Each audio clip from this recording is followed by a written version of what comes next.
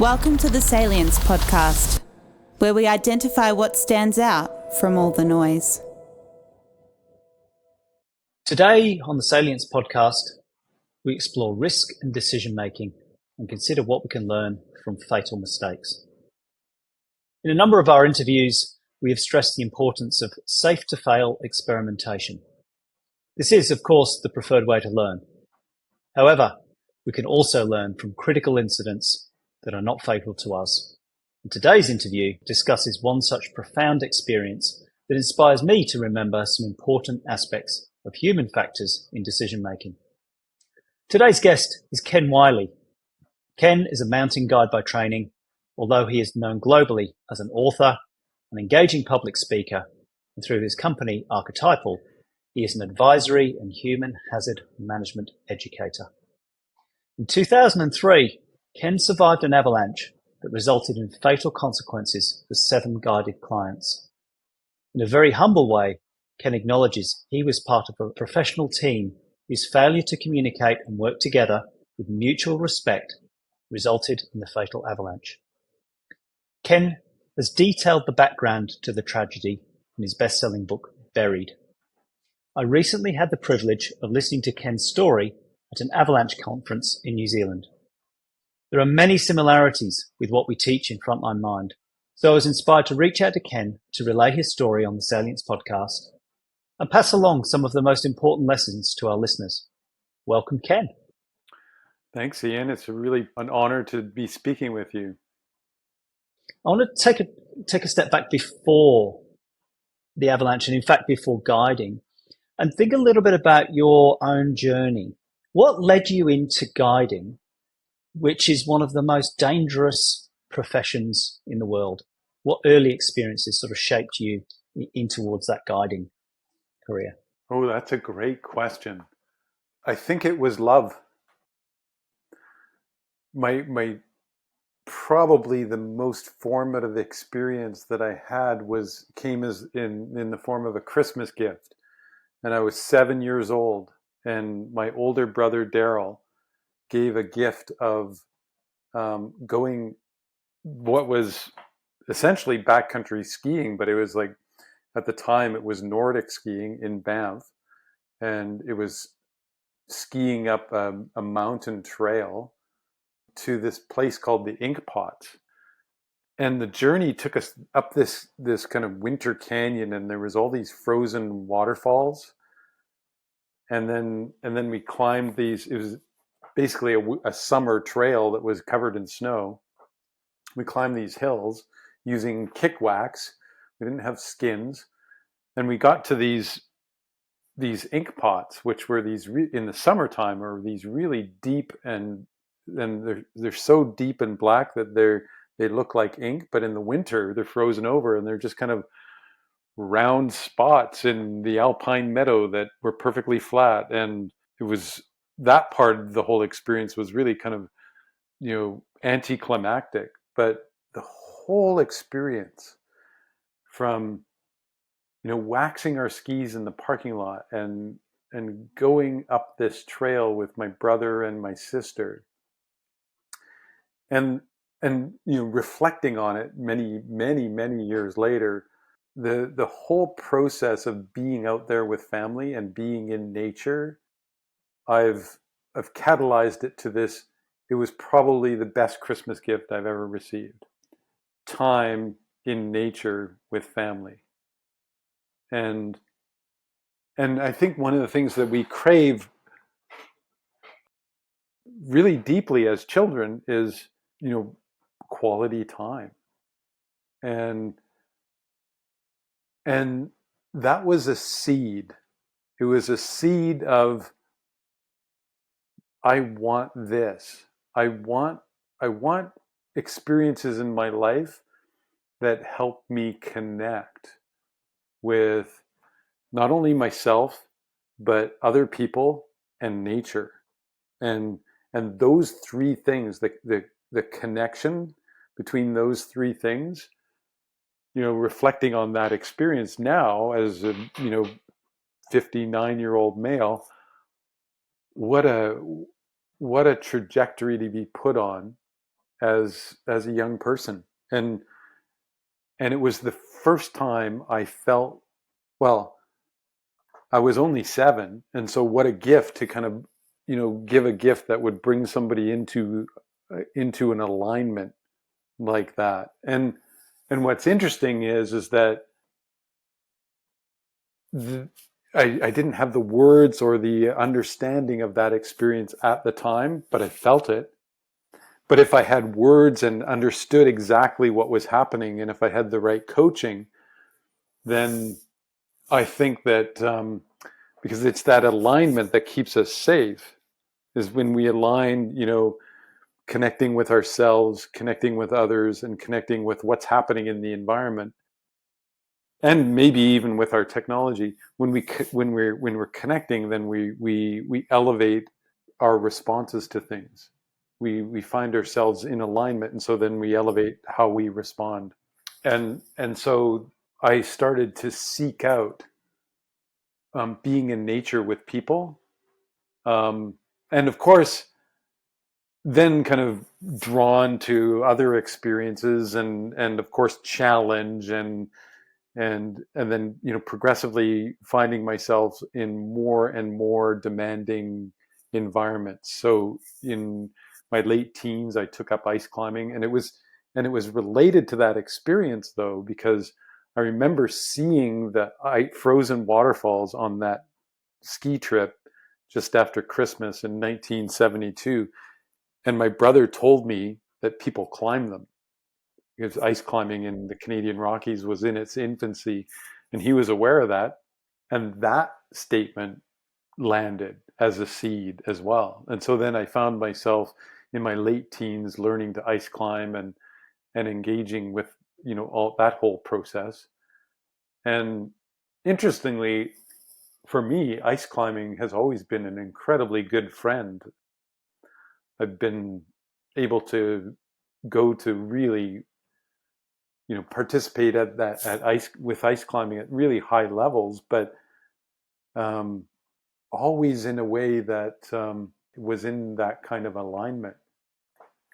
And then shifting to kind of other pursuits in the mountain environment, alpine climbing and rock climbing, and of course backcountry skiing. Those all were really great experiences. The stumbling block for me seemed to be shifting to profession, and I think that transition for me was a bumpy one. It's really interesting that you described what happened with this gift, this Christmas gift as a 7-year-old. Just this season, I've been skiing with my kids, put them in a race squad, and I gave a presentation to all of the parents in the race squad. And I said, hey guys, I've written this book, Resilience by Design. I'm going to talk to you a little bit about resilience. And I had a whiteboard, and I put up the top 3 resilience properties. And I said, number 1, statistically, we know from science and we know from interviews that the number 1 protective factor for resilience is having a strong sense of purpose, a passion, which you described as one of your elements about, it's that being in nature. It's that, the things that you saw, like ice climbing, that later attracted you to take it up. Number 2 on my list was connection. And the ability to be connected with other humans, connected with nature, is known to be, in my opinion, second most protective factor for resilience. And then the third thing is broadly, it's the choice of your state, your emotional response, if you like. And one of the ways to get great choice with that is through situational awareness of the environment around us, the environment within us, and awareness of other people. So pretty well you described my talk in much more elegance and very briefly. And I said to the parents in Race Squad, I said, look, skiing is very expensive. Let's be realistic. These activities, they're not for everyone. They're expensive.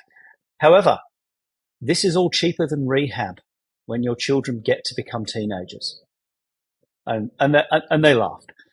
Now, my point is that what you described as your journey and then that transition towards being a professional, gifting this on to other people, this sense of purpose, this amazing adventure, and the connection, I think is highly relevant at a societal level and for resilience.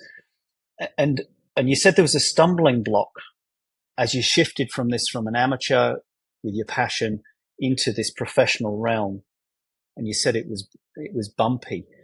And almost the reason we're talking today is something you said in the conference that I was at, where you were one of the keynote speakers, and there's this photo of you in front of your house as a young man, and you said, I just bought this house, and I got a phone call, and your description of what happened next, immediately I went, I've got to interview this guy.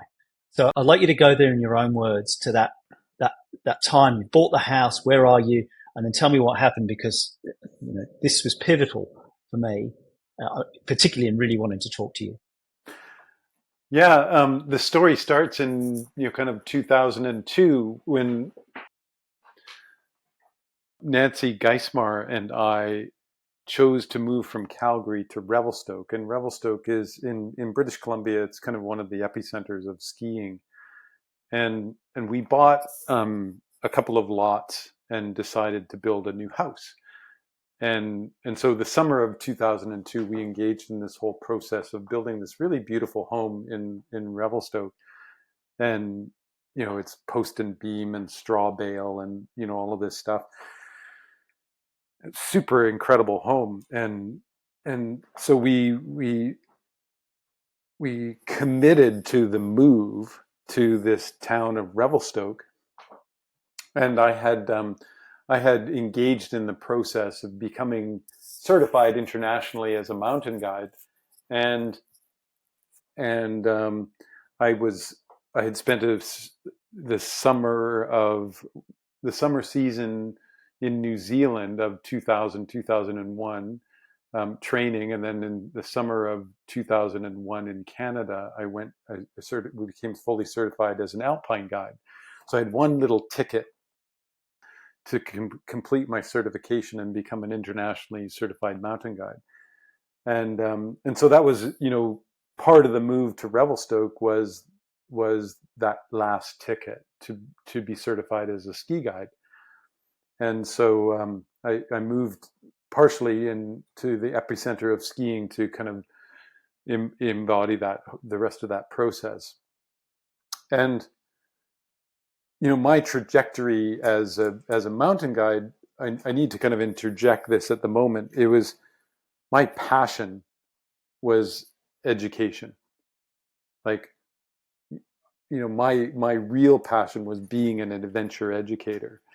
And, all of the things that you just described about the presentation that you gave to the parents in relation to, why skiing, that question of why was really important to me. And so much of my career was engaged in being an adventure educator.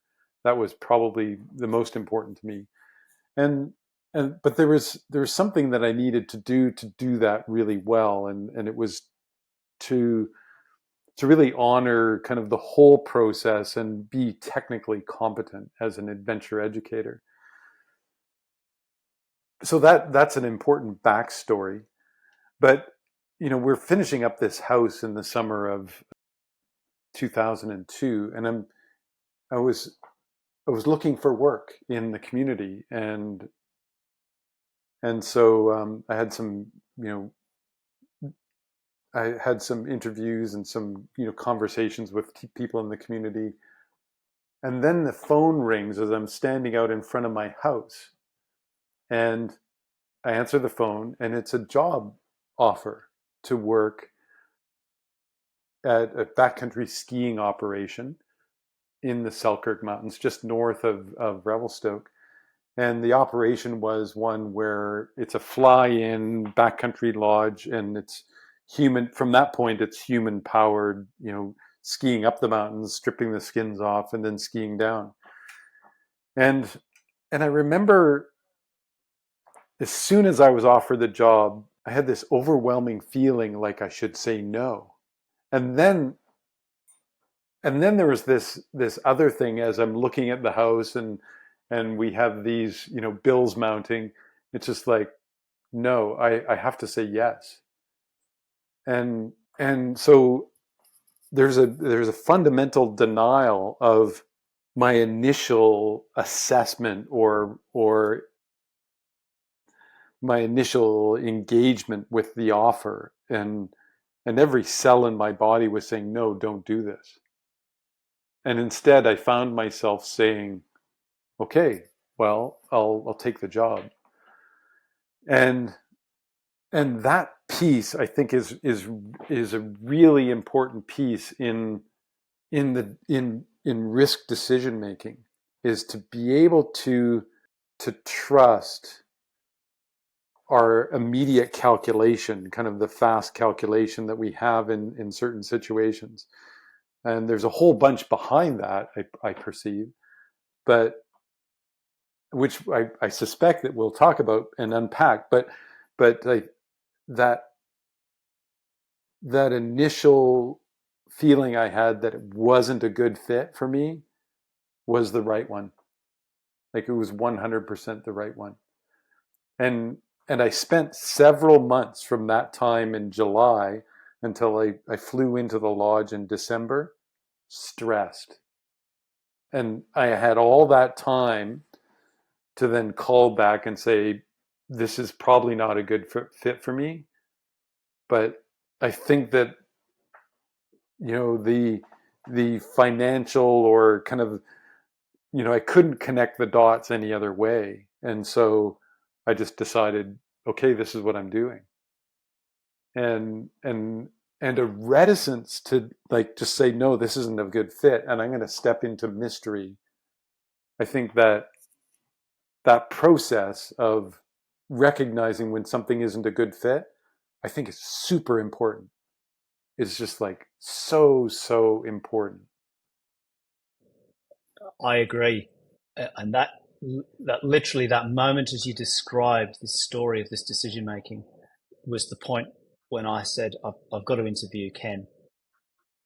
And if all we ever get out of this conversation today is that great awareness of the tension between the two different facets of that decision making, the intuitive, the unconscious, I call it signal for no, the overwhelming feeling you described, and there's a key word here, that I should say no, balanced against this, the bills have to be paid, they're mounting up, and I have to say yes.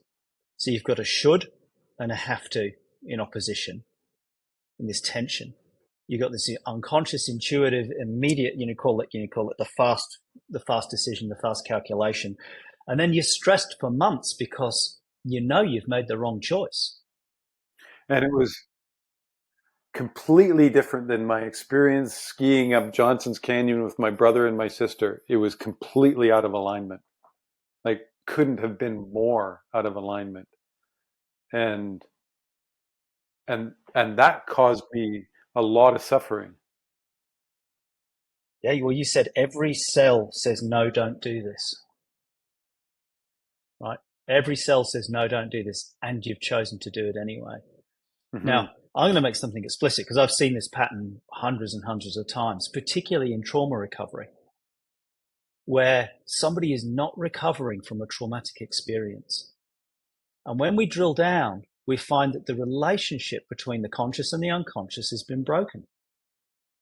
Every cell was saying no, but you did it anyway, but you haven't yet learnt the lesson. And until you learn the lesson, I'm not going to let you progress from this trauma recovery. So that's a big statement I've just put in there. But I'm emphasizing how important this is at a deeply fundamental way for trauma recovery. When you can accept that broken relationship and rebuild it and say, actually, now I know that when I get that feeling, even if it doesn't make sense, but every cell in my body is screaming at me, no, don't do this, I must listen.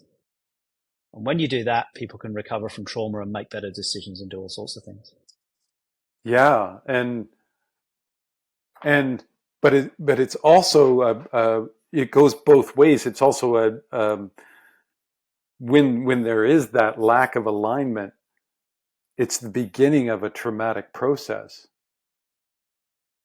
And that's what that moment in the front of my house was the beginning of a really powerful traumatic process. I was stepping into a situation that was going to produce trauma. And for whatever reason, maybe that's what I knew the trajectory for me, or something. Like there was something there that is really kind of visceral, and I could feel the trajectory, and I could feel myself being pulled along to this situation.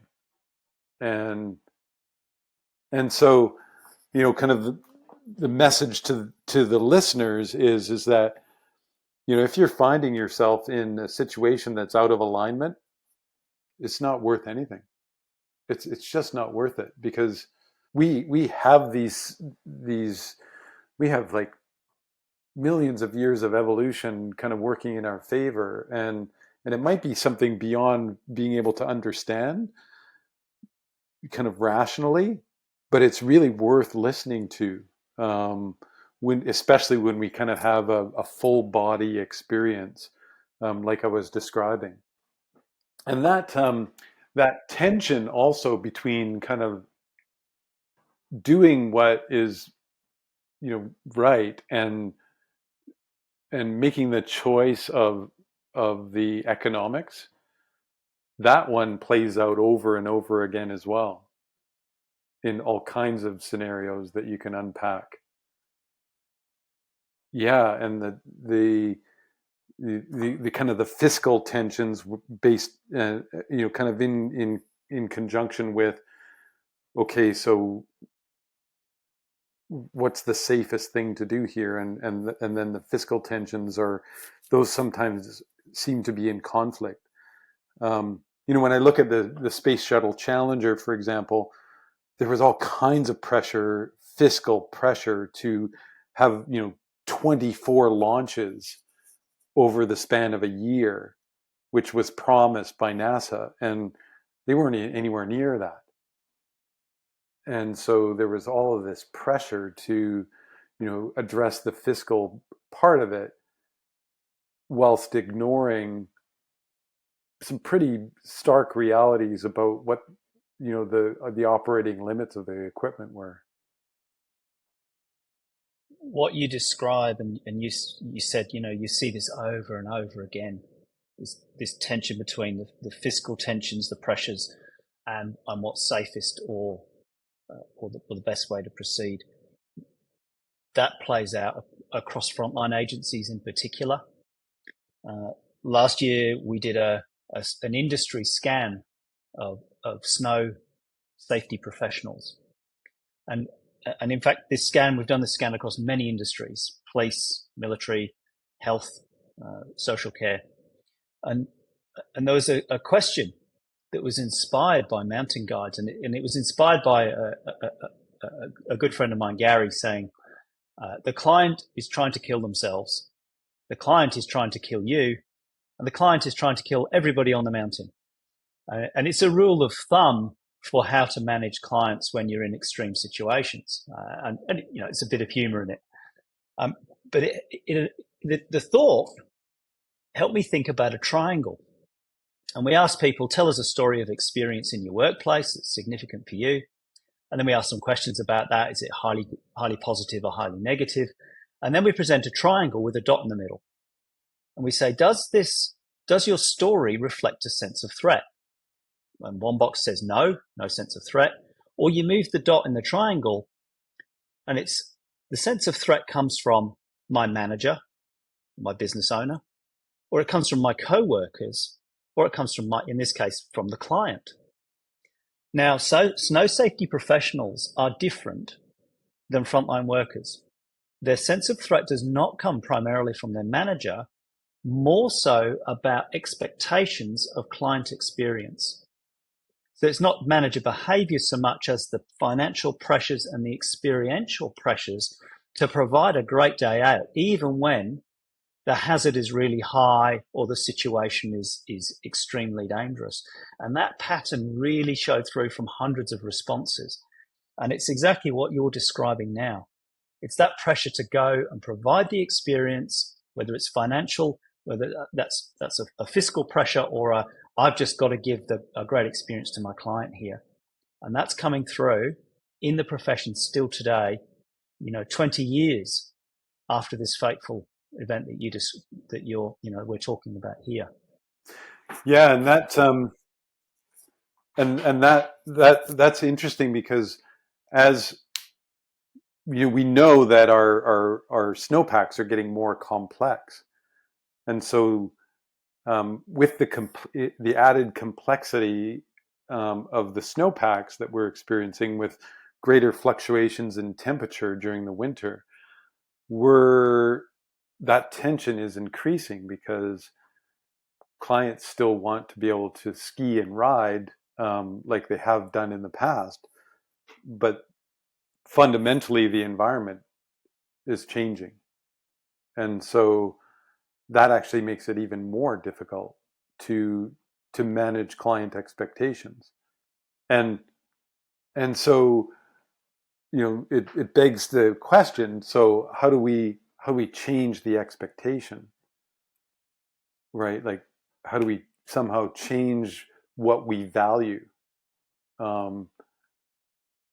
in some respect, so that the client perceives value, that we can do our job in protecting them as mountain professionals, and we can be in these incredibly beautiful environments. Like, how do we kind of solve that is the big question. Yeah, I think I'd like to go back to 2003, if that's okay. Yeah, that's okay. Just very briefly, just at really top level, describe the scenario. Persistent weak layer, size of the avalanche, what happened, and then I want to ask you a question. I'm going to get you to go back and replay it again, as if it's 2025, and let's explore that about how we would manage, or how you would now manage, client expectations. So let's replay, and then let's forwardcast a revised scenario with your learnings. So just briefly, what happened in 2003? The winter season started early, and every time the winter season starts early, it's a bit of a red flag, because what that means is that you're getting an early snowpack, and that snowpack is vulnerable to fluctuations in the weather. And what happened that year was we had early season snow, and then a rain event that went to ridgetop. So 2,000 meters plus, it was raining, and then it got really cold. So it wasn't like the temperature really changed to snow. It cleared up and it got cold, and so the rain sitting on the snowpack froze really hard. It was a skating rink everywhere across British Columbia, and so it was clearly identified that this was an anomalous year. And we had conversations in Revelstoke in early December, like, wow, this rain event and the freezing happened around about mid-November, November 11th, we called it. And so then all of November snow and December snow and January snow piled up on this rain crust. And there was a December surface hoar layer, which was also in the snowpack. And so we ended up with this basal layer that was bulletproof. Now, the thing about a crust is that it then becomes impermeable to vapor moving through, and vapor moving through a snowpack is really important in the kind of the healing and the settling of a snowpack. And anytime you have like a vapor barrier, like an ice crust, you end up with near crust faceting. And so that was the challenge with this November rain crust, is that you end up with faceting that happens right next to the crust. And so we were there on January 20th, and the avalanche danger rating was considerable. And fundamentally, one of the things that happens with experience is that when you have a lot of experience, then there's a human tendency to have heuristic traps, like, okay, this is going to be like last year, this is going to be like the last crust that I've dealt with. And so we were 21 people all on one slope moving up at the same time, and 13 of the 21 people were caught in the avalanche. We were two groups traveling way too close together, and we didn't manage that situation as it needed to be managed. And so we had way too many people, and 13 people buried with 8 people on the surface is not it's a terrible situation. And we were lucky that more people weren't caught. Like, we were fortunate that the whole party wasn't caught, because certainly that was a potential. And so 13 people buried, and the dynamics were that this crust was not triggerable from the main part of the slope, but it was triggerable from ridgetop, where the snowpack thinned.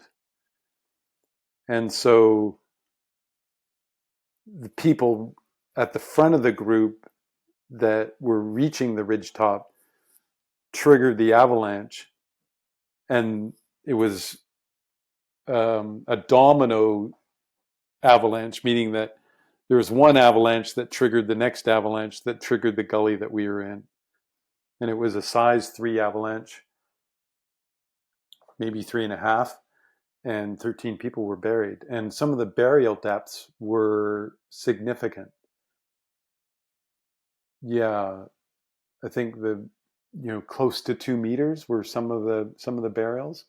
I was at 1.80 meters, and some were shallow, but really variable. And of course, statistically, a perfect match in burial survival, in that we know that statistically, if you're buried in an avalanche, your chances of survival are 50%, and 13 people buried, and there were 7 fatalities.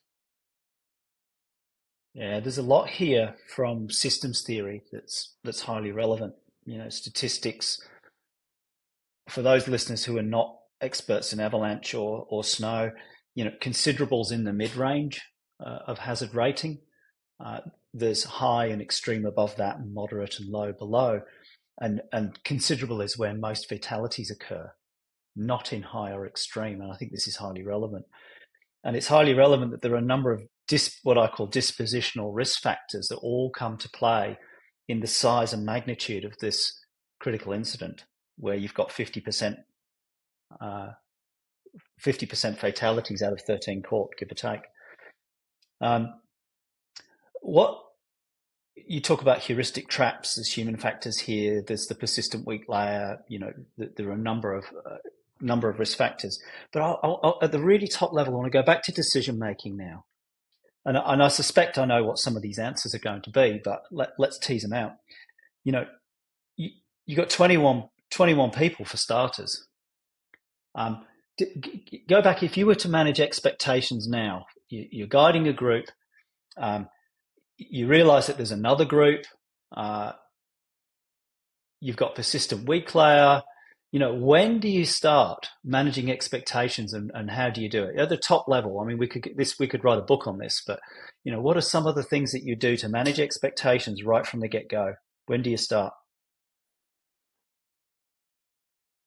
Right from the get-go, I think that when people, I think that, culturally, we need to start managing our expectations, much more effectively, even in how we communicate about the mountain experience.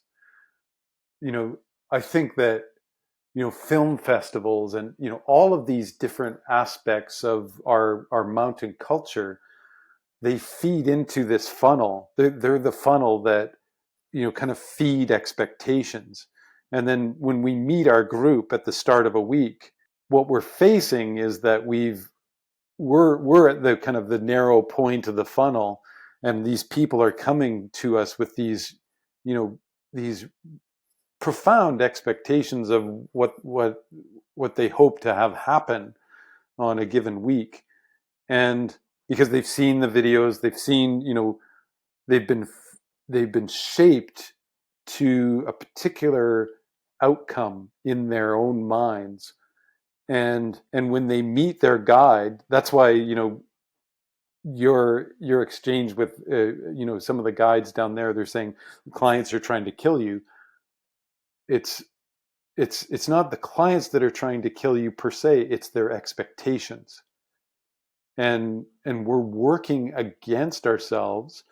The media never loses, in that they get to share or project expectations, and then if a tragedy happens, they're on the winning end of that by having articles and films about the tragedy too. And so we need to get a lot better at managing those risks right at the the long arm of this, and have a much better why of why we're going out there in the first place.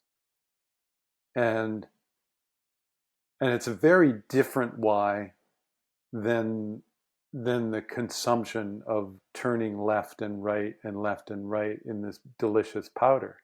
It's a really different why. And that why is about us.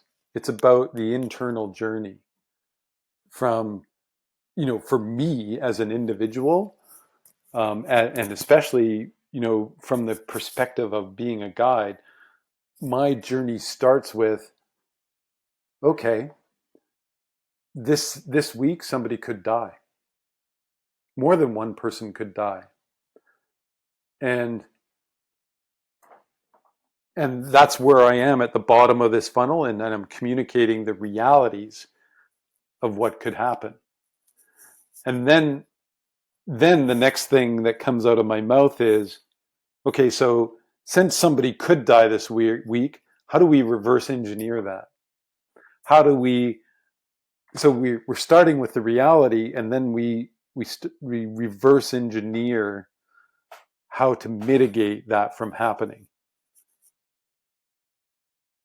And then once we do that, then we say, okay, once we do all of those things, there's this piece where we get to enjoy powder turns, but we get to do that without much stress. Much stress from me, much stress within our group. And also we get to do that, hopefully, without any trauma. And so the why of adventure starts to look more like, this is all about making decisions. It's all about learning to make better decisions. And if there's a we're at a real turning point in the trajectory of this adventure experience, from we're going out there to have something happen to us, to turning the tables on that, to this is about me and the decisions that I make. And I really need to engage with elevating how I show up to situations so that I can make better decisions. There's something there that I've seen some of the best mountain guides do, and it's distinct from some of the ones that I perhaps don't rate as highly. And it relates to this learning and the decision making, and how they involve their clients in that decision making process. The really good ones are super honest, and they're very humble, and they invite the clients to say, what have you seen? What are you thinking? What's the decision making? And they involve them in that decision making process. They don't hand it over necessarily, they're still the expert, they're still the guide, but they make the learning and they make the collective decision making a part of that. I just wonder if you've seen that sort of differences between the experts, I'm going to tell you what we're doing, and those that sort of have a more collaborative learning approach, perhaps more of an education approach to guiding. Have you got any comments on that? Have you seen that? Yes, actually, the more we as guides can have our clients touch the edge or feel the conditions themselves and experience the conditions themselves, the better, right? So, can we choose a route where we're safe but likely to trigger something that we can observe, right? Like I remember working with a group up this slope, and it's like a 20-degree slope. This is after the experience I had, and then there's a remote trigger of this other steeper slope to our right, our climber's right. And brilliant, right? Absolutely brilliant. Because they get to see, okay, so nobody's on that slope, but we're triggering it from where we are. How does that work? And then the recognition of, okay, now we get it. And now we're going to really be engaged in following directions. And so, and that also works with,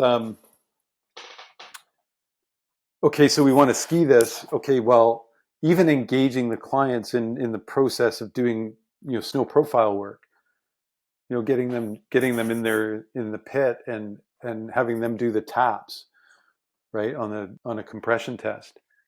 Right? And so they can actually feel it for themselves. Those are all really effective ways. And it's true, because then they're engaged in the learning. And you know what? When we're learning, we're having fun. Right? And so if there is a mastery, it's, the mastery of ourselves and our group. Because I don't think there is a true mastery of what's happening in the snow, because it can be so complex. And so that process of engaging our clients is so important. Yeah. There were so many links here to other conversations we've had, like the podcast I had with Drew Hardesty, very much touches on this, and decision making involving the whole group. And as a mature, super experienced expert, really genuinely listening to and caring about the insights from young people, because they might just have a different perspective, and it might get us out of that heuristic trap by having that conversation. And that's something I really took away from the podcast with Drew.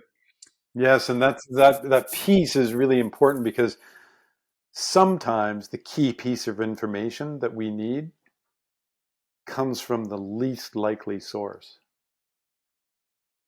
And having the humility to recognize that, because we all have a unique perspective, and it doesn't matter how much experience we have, in its entirety. It's the fresh eyes. It's the fresh perspective that also can bring, the biggest gifts. The name Frontline Mind, it kind of captures that idea, is frontline, and the front line also includes people that might be new. Like in any endeavor, we start at the front line, right? Like if I sell cars, I start out in the car lot, and then I eventually work myself away from that front line. And so, I'll go back to the day with my brother and my sister cross-country skiing in Banff. That day in my mind is so crystal clear, but also what I remember so vividly was I wasn't missing anything. And yeah, there was things that I couldn't see because I didn't know about them, and that is true too. But there's this Buddhist idea of beginner's mind, and I think that has has profound validity. Absolutely. I really like the way this conversation has gone. Your observation about frontline mind, and in fact the naming, is exactly what you described. It's about frontline work in the broadest sense, but right down to providing insights from the frontline agents to the decision makers, the executives, shaping the organization strategy. For goodness sake, don't just lock yourselves away as an executive team somewhere and come up with a strategy without talking to the front line of your business, because there will be such a big gap, your strategy will not work. And that is in every facet, from workforce planning through to risk, safety, you name it. The importance of beginner's mind, or that new person, that new fresh perspective, even a 7-year-old can add something that if we're alert to it. And again, experts have that inattentional blindness. In science, it's called inattentional blindness. And if somebody can spot the pattern, the gorilla, we talk about that a lot. I won't go into it here, but if I summarize the three, I like to sort of try and distill this down into my top 3 or 4 points. Where we began was a sense of purpose, connection, and state, the fundamentals of resilience. And we've come full circle into that connectivity, into diversity, and reconnected back with your experience as a 7-year-old with family. You talked about something really important in the middle, which was about that tension potentially between fiscal tensions and safety, or pressures and the decision making, that tension between unconscious intuitive and conscious rational, and the importance of listening to the unconscious, particularly if every cell in your body is screaming, no, don't do it. And then we went into sort of a reverse engineering of the whole scenario. And I asked the question, where do you begin? And I think you nailed it when you said, we go right back to the leading edge of the funnel, which is about culture and managing expectations. And then you said, fundamentally, we need to reframe to a much better why. And that comes back to the fundamentals we began with, right? With the salient points of purpose, connection, and state.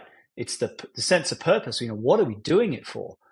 And let's re-examine that, because that is about how we manage expectations in groups and in these extreme adventures. So it really comes full circle. And I think I've got one last question, just thinking about everything we've talked about here in your early days, and that first experience, that gift as a 7-year-old, and then this experience, and now your passion as an educator. And what we were talking about there, that we get the very best outcomes when, as adventure educators, adventure professionals, we take that learning frame. We might be guiding, we might be responsible, and we can still learn ourselves, and we can still teach as we go. And it could be as simple as getting our clients to do an ECT and get a feel for it. Probing in the snow. So taking all of this, I've got one last question, which is, what are your future aspirations, both in work, elsewhere in life, and taking forward our conversation today? I have my future aspiration is to position myself as a catalyst for that change of why. Because one of the risks that I see that we need to navigate is certainly from the perspective of land managers and the kind of the larger community, as land managers are navigating more and more call outs with rescues, and as the community is noticing parents and people who lose loved ones in tragic outcomes of adventure, I'm seeing questions floating to the surface in kind of the larger context, and I think that the long game is one where we're going to have to answer that question, why. And so to get out front of it and actually kind of feed a movement of using adventure very intentionally as a process that helps elevate our decision-making processes as humans, so that, and here's why this is important. Adventure is real, and we're now trying to traverse mediums that are digital, and they're we're stumbling as humans because we're bumping up against situations that don't have authentic consequence. And so, we're doing things like, having a persona on social media where we can just be a troll, and, and we don't have to suffer the consequence of that behavior. And so, and then we're also having to navigate, artificial intelligence and all these other challenges. And there's blue water sailing for adventure, in that it's real, and we have to navigate real consequence. And so there's this incredible opportunity to do so intentionally, very intentionally. We are doing this so that we elevate how we show up to stressful situations, and we intentionally elevate how we make decisions, and to have the matrices or the processes available to us so that we know why. So that, when I stand up in front of a group of young students that are going into kind of wanting to be mountain guides, and I ask them, so why do you do this? I get a much better answer. I'm doing this to become a better decision maker, instead of, oh, because it's fun. We need a way better reason why. It's within the adventure context, within the adventure industry. Because what I see is that we're not managing the situation when it isn't fun. When tragedy strikes, I see lives unraveling, and we need to play the whole game end to end. So that's what I see. That's the exciting part, is that we have this huge opportunity to take adventure to the next level. In your summary there, you've gone broad and philosophical, but actually, when we break that down to the pragmatics of a shall I go here or shall I go there, right in the moment, when there's a reframe from fun, when it's about fun, you're going for maximum fun, which is maximum fun is I'm going to ski it. I'm going to take the risk. When it's about I'm going to make better decisions and I'm here to learn, you've created more choices. Yes. You've got an infinite number of choices now. And only one of those is maximum fun, highest risk. Yes. Okay. Which is actually incongruent with better decisions and learning. So I agree. When we change that frame, and we change, as you describe it, to a much better why, we create more choices in the moment, and it actually becomes an awful lot safer. And making good decisions is fun. So we actually amplify our fun. And that's the blue water sailing. That's where we're headed in a new trajectory that is just fantastic. Isn't that a quote to end on? Making good decisions is fun. Fantastic. Thanks for the conversation today. I've learned a lot, and I think it's just been really instructive. And I like the way we've gone from really macro down to small, micro decisions in the moment that could save lives, and reframing what is fun. Thanks, Ken. Fantastic. Thank you, Ian. Thank you so much.